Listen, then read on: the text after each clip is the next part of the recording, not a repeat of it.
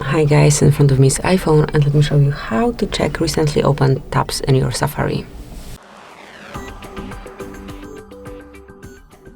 So at first let's open a Safari tab.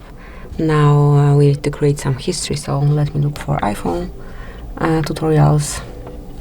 Just a few tabs to have it in our history. And now all you have to do is to tap on back button right here and just hold it till you see the recently opened tabs. And here you've got all of them.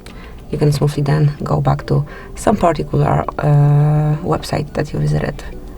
So this is it, that would be all. Thank you for watching. Please subscribe our channel and leave the thumbs up. Chuj, jeszcze